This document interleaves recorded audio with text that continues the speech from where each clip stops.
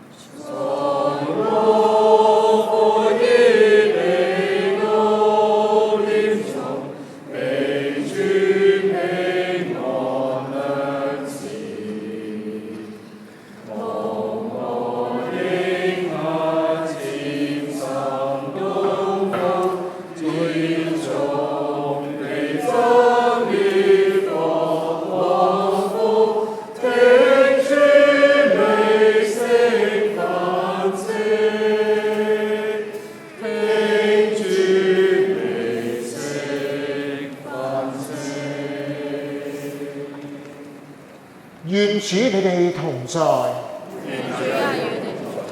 讓我哋誠心祈禱。主啊，昔日你用地上嘅塵土造人，並將生氣吹喺人嘅鼻孔裏，佢哋就成為有靈嘅活人。如今我哋喺呢一度齊集，為大齋節期嘅來臨，燃燒去年祝福嘅棕枝，預備灰燼塗抹額上，以作標記，啟示世人不過是塵土，終會歸於塵土。求你憐憫我哋喺預備踏進曠野時，學習警醒懺悔，成為生命裡面嘅朝聖者，最終嚟到重生嘅活水泉源，得着你復活嘅恩典。藉賴你嘅聖子，我哋救主耶穌基督，聖子同埋聖父聖靈，唯一上帝，一同永生，一同掌權，永世無盡。阿門。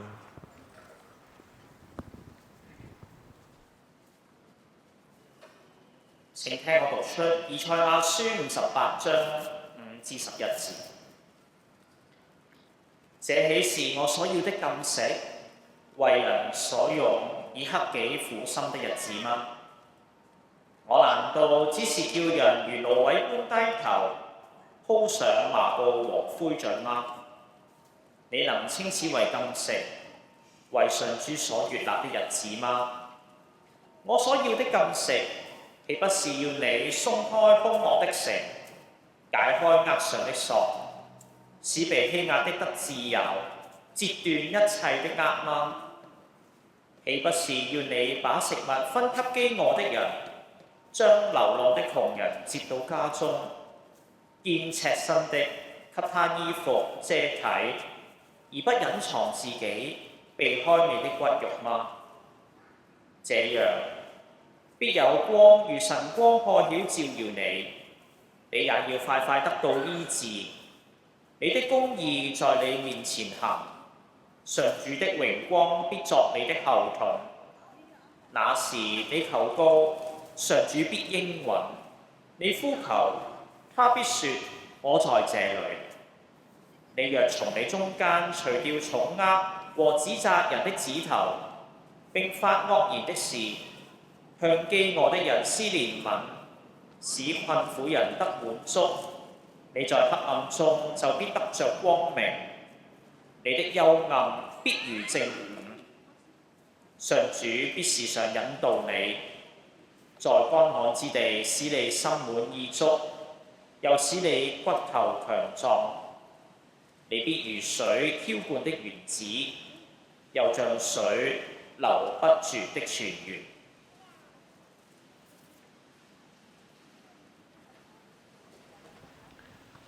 榮耀嘅棕枝將成為懺悔嘅灰燼，願我哋棄絕驕傲，負上謙卑嘅軛。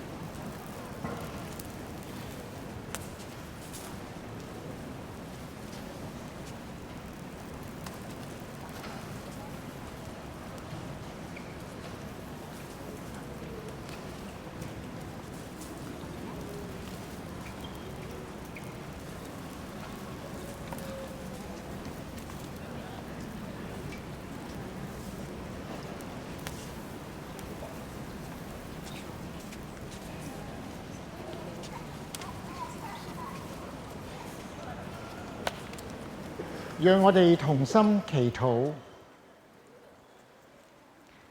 慈悲嘅主，我哋活着，無論係富有貧窮，係掌權或者係奴役，都叫我哋唔好自誇，亦都唔需要自怨自艾，總要謙卑，認識你係滿有公義同埋憐憫嘅上帝，因着你嘅恩典，必有永生嘅盼望。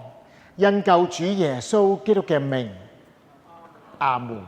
我哋以主耶穌基督教導我哋嘅禱文，我哋一齊祈禱話：我哋在天上嘅父，願你嘅名被尊為聖，願你嘅國降臨，願你嘅旨意行在地上，如同行在天上。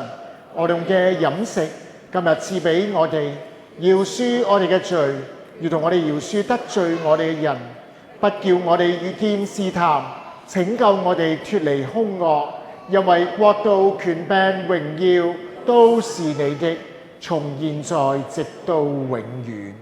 阿門。